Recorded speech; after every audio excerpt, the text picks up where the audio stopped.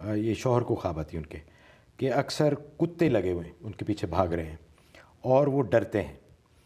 اور اس کے علاوہ انہوں نے ایک اور مسئلہ بھی پوچھا ہے کہ کینڈی یہ جو میٹھی جو ہوتی ہیں اس کے اندر جیلیٹن ہوتی ہے اور اکثر دوائیاں ہوتی ہیں جن کے اندر الکوہل ہوتی ہے، تو اس کے بارے میں مسئلہ پوچھا کہ وہ جائز ہیں، حلال ہیں یا نہیں.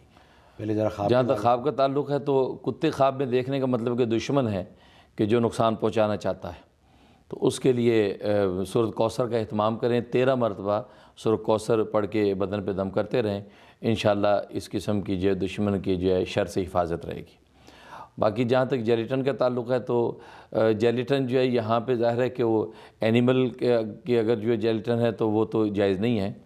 ہاں اگر جو ہے پلانٹس کے ذریعے سے اگر وہ جیلیٹن حاصل ہوئی ہے یا کوشر ہے تو اس میں گنجائش ہے کہ وہ آپ استعمال کر سکتے ہیں، ورنہ باقی یا آرٹیفیشل ہے وہ استعمال کر سکتے ہیں. یہ اکثر لکھا ہوتا ہے ان کے باہر جی کہ وہ آیا یہ جو ہڈیوں سے آتی ہے جیلیٹن، جی کہ آیا وہ اینیمل سے ہے یا دوسرے نیچرل. جی بالکل بالکل. تو یہ لکھا تو ہوتا ہے. اینیمل سے اگر ہوگی تو وہ. اور حضرت جو دوائیوں کے بارے میں پوچھا جس میں دوا کا جو پوچھا ہے کہ دواؤں کے اندر جو الکوہل، اس میں ہے کہ اگر نان الکوہلک دوائیں میسر نہیں ہیں یا موجود ہی نہیں ہیں مارکیٹ میں تو پھر آپ وہ دوا استعمال کر سکتے ہیں جس میں الکوہل ہوتا ہے، کیونکہ اصل میں وہ الکوہل جو کھجور اور انگور سے بنتا ہے وہ اس الکوہل کی معمولی سی مقدار کی بھی اجازت نہیں ہے.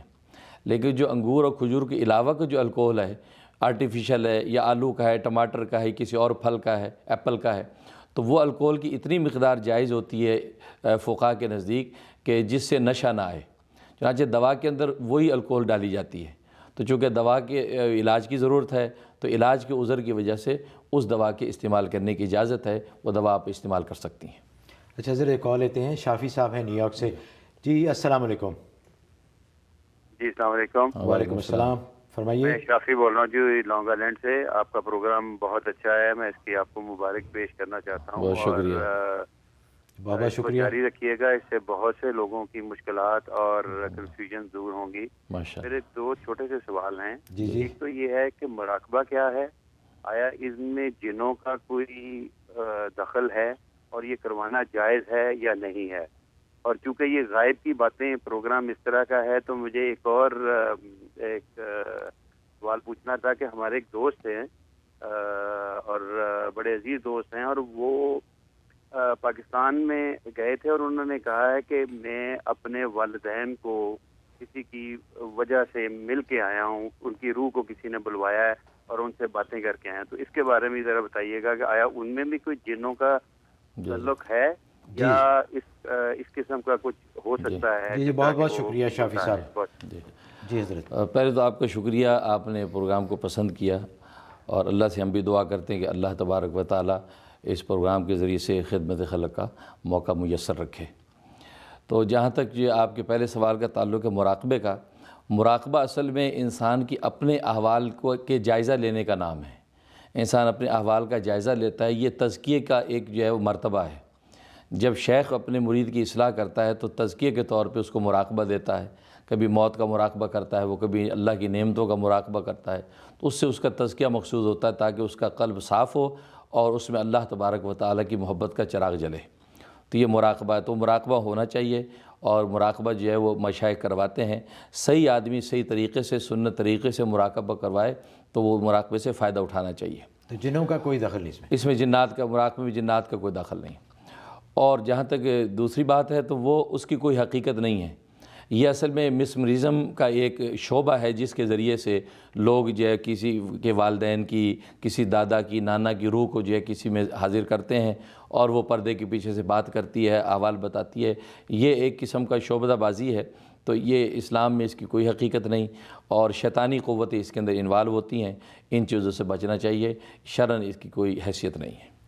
اچھا حضرت، اس سلسلے میں ایک اور ای میل بھی تھی کہ جنہوں نے پوچھا تھا کہ بزرگوں کی جو ارواح ہیں وہ انسان کے جسم میں داخل ہو سکتی ہیں، تو وہ بھی ظاہر ہے کہ وہ بھی نہیں ہو سکتا. تو حضرت وقت ہوا ایک اور بریک کا. ناظرین حاضر ہوتے ہیں انشاءاللہ ایک چھوٹی سی بریک کے بعد. میں شکریہ ادا کرنا چاہتا ہوں ہمارے دوسرے اسپانسر ریکس فارمیسی، جو کہ حلال وائٹامن بناتے ہیں. ہر وائٹامن حلال نہیں ہوتا. آپ کوشش کیجئے کہ وائٹامن خریدتے وقت اس بات کا خیال رکھیں کہ وہ حلال وائٹامن ہو. تو ریکس فارمیسی والے مشہور ہیں اس سلسلے میں کہ ان کے تمام وائٹامن حلال ہوتے ہیں. حاضر ہوتے ہیں ایک چھوٹی سی بریک کے بعد۔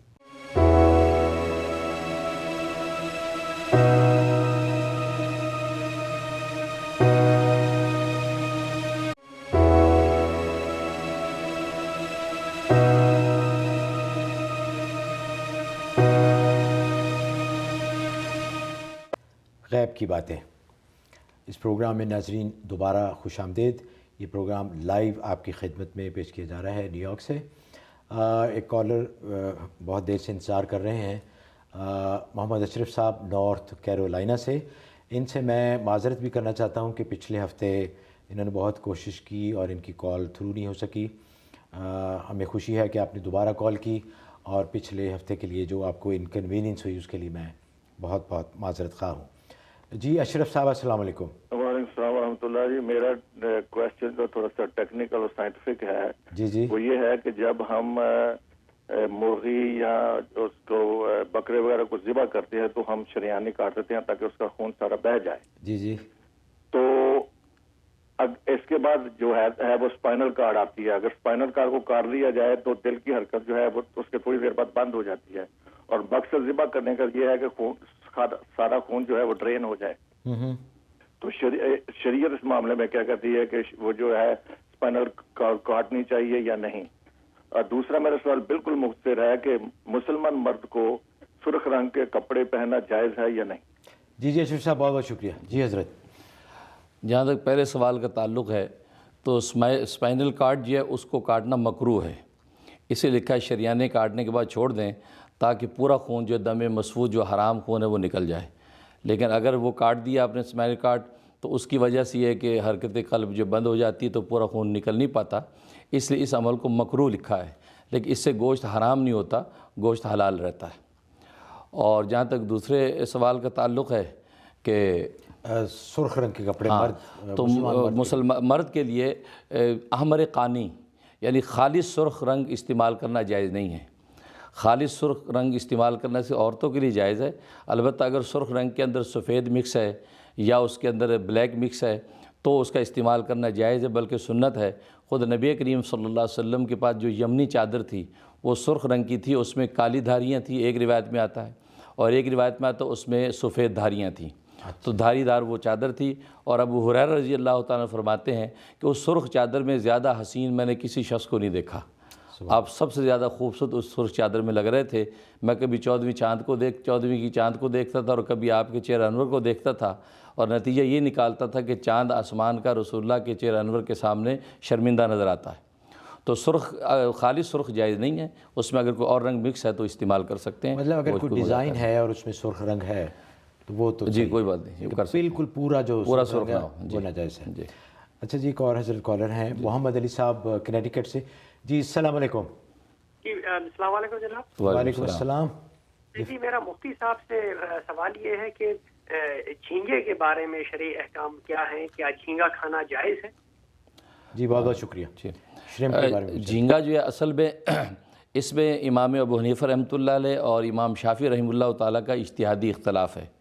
یہ امام ابو حنیفہ رحمہ اللہ تعالیٰ کے ہاں جھینگا جو ہے چونکہ مچھلی کی قسم نہیں ہے، اور ان کا مسلک یہ ہے کہ مچھلی اپنی تمام قسموں کے ساتھ حلال ہے، اور جھینگا چونکہ مچھلی کی قسم نہیں ہے لہٰذا وہ فرماتے ہیں کہ جھینگا کھانا مکروہ تحریمی ہے۔ اور امام شافعی رحمۃ اللہ علیہ اور دوسرے فقہاء کے ہاں جھینگا کھانے کی اجازت ہے، کیونکہ ظاہر ہے کہ وہ دریائی جانوروں کو حلال قرار دیتے ہیں، اور جھینگا چونکہ دریائی جانور ہے اس لیے ان کے ہاں بلا کراہت جائز ہے، لیکن حنفیہ کے ہاں جھینگا مکروہ تحریمی ہے۔ اور مکروہ تحریمی کا قول اس لیے کیا کیونکہ دوسرے فقہاء کے ہاں اس کی اجازت ہے، اس لیے خالص حرام قرار نہیں دیا، اس کو مکروہ تحریمی قرار دیا ہے، چونکہ وہ جھینگا مچھلی کی قسم نہیں ہے، اس لیے امام ابو حنیفہ اس کو مکروہ تحریمی فرماتے ہیں۔ اچھا حضرت، مچھلی کے علاوہ جو دوسری دریائی مخلوقات ہیں جس طرح لابسٹر ہے، اسکیلپس ہیں یا اور چیزیں، وہ بھی اسی زمرے میں آتی ہیں؟ جی بالکل، کیونکہ لابسٹر وغیرہ یہ سب چیزیں تو یہ تو ویسے بھی دوسرے ائمہ کے ہاں بھی اس کی اجازت نہیں ہے۔ اچھا جی، تو اس لیے وہ جائز نہیں ہے، تو نہیں کھا سکتے۔ اچھا حضرت، ایک اور ای میل ہے، اور یہ بہت سارے ای میلز ہیں اسی سلسلے میں۔ انہوں نے کہا کہ نام نہ لیں، انہوں نے کہا کہ ان کی کافی عرصے سے شادی ہوئی ہے، اولاد نہیں ہے، اور کسی نے سورہ مزمل کا ورد بتایا تھا جو انہوں نے بہت دفعہ کیا لیکن ابھی تک کوئی فائدہ نہیں ہوا۔ تو اس سلسلے میں بتائیے، اور بھی دوسرے لوگ جنہوں نے اس قسم کی ای میلز بھیجی ہیں تو آپ جن کو ایسا اولاد کریں، کی خواہش ہے. آپ ایسا کریں کہ سورۃ نور کی آیت نمبر 40، یہ جب پاکی کے دن شروع ہوں تو ایک لونگ پر 7 مرتبہ دم کرنا ہے، اور سونے سے پہلے وہ لونگ جو آپ نے کھا لینی ہے، بغیر پانی کے آپ نے اس کو کھانا ہے. اگر پانی کے بغیر مشکل ہو تو 1 گھونٹ پانی کے ساتھ اس کو نگل سکتے ہیں. تو پاکی کے دنوں میں آپ یہ لونگ کھاتی رہیں.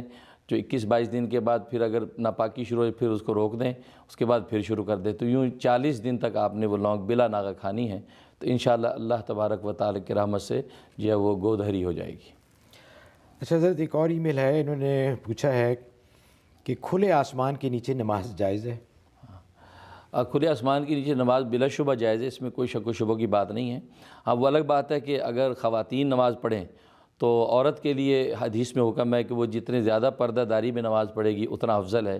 چنانچہ اس کو چاہیے برآمدے میں پڑھے، برآمدے سے افضل ہے کہ کمرے میں پڑھے، کمرے سے افضل ہے کہ تہہ خانے میں پڑھے. تو جتنی جو وہ صدر پوشی ہوگی عورت کے لیے تو وہ اس کے لیے افضل ہے. باقی ویسے اگر اس کو کھلے آسمان کے نیچے عورت کو نماز پڑھنی پڑی اور اسے پڑھ لی تو کوئی مذاکرہ نہیں، بالکل نماز جائز ہے، پڑھ سکتے ہیں. اچھا حضرت، کچھ نمازیں تو ایسی ہیں جن کے لیے حکم ہے کہ وہ کھلے آسمان کے نیچے پڑھی جائیں. جس طرح بارش نہ ہونے پہ جو نماز پڑھی جاتی ہے اس کے لیے کہ کھلے آسمان کے نیچے. جی، نماز استسقاء. جی اچھا حضرت، زاہد چودھری صاحب ہیں بروکلن سے، ان کی کال لیتے ہیں. جی السلام علیکم زاہد صاحب. جی السلام علیکم. میرا وعلیکم مفتی السلام. صاحب سے 2 مختصر سوال ہیں. جی فرمائیے. جنات کے حوالے سے. جی جی. کہ پاکستان میں رہتے تو اس کی اکثر شکایت سننے میں آتی تھی ہر دوسرے چوتھے دن میں، لیکن امریکہ میں اندازاً 15 سال ہو گئے ہیں، ہمیں کوئی ایسی شکایت سننے میں نہیں ملی. اس کی وجہ کیا ہے؟ کیا اس زمین پہ جنات نہیں ہیں؟ اور دوسرا ابلیس کے لحاظ سے ہے سوال کہ اس کا قرآن میں واضح ہے کہ وہ جنات میں سے تھا. اگر جنات میں سے تھا تو اس وقت سجدے کا حکم تو ملائکہ کے لیے تھا، پھر یہ منکر کیسے ہوا؟ جی، پہلے جہاں تک پہلے سوال کا تعلق ہے تو اس میں ایسا ہے کہ یہاں پر امریکہ میں تو پاکستان سے زیادہ جنات ہیں، اس لیے کہ نفسیاتی ہاسپٹل جتنے ہیں، چونکہ یہ لوگ جو ہے مغربی لوگ جو جنات کے وجود کو مانتے نہیں ہیں، اور اس کی دلیل ان کے پاس سوائے اس کے یہ کہ وہ نظر نہیں آتے. چونکہ نظر نہیں آتے لہٰذا ہم اس کو نہیں مانتے. تو نظر نہ آنا کسی کے عدم وجود کی دلیل نہیں ہے. بہت سی چیزیں انسان کو نظر نہیں آتی لیکن انسان ان کے وجود کو مانتا ہے. جسم کا درد ہے، پھول کی خوشبو ہے، انسان کی عقل ہے، یہ کچھ نظر نہیں آتا لیکن سب اس کے وجود کو مانتے ہیں علامات اور قرائن سے. تو جنات بھی اپنے علامات اور قرائن سے بالکل وجود رکھتے ہیں، اور ظاہر ہے کہ قرآن و حدیث کی نصوص موجود ہیں. تو یہاں پر یہ جو نفسیاتی مریض کہہ کہ نفسیاتی ہاسپٹلوں میں جو مریض ہیں سب جنات، اکثر اس میں سے آپ اگر مشاہدہ کریں تو 70% اس میں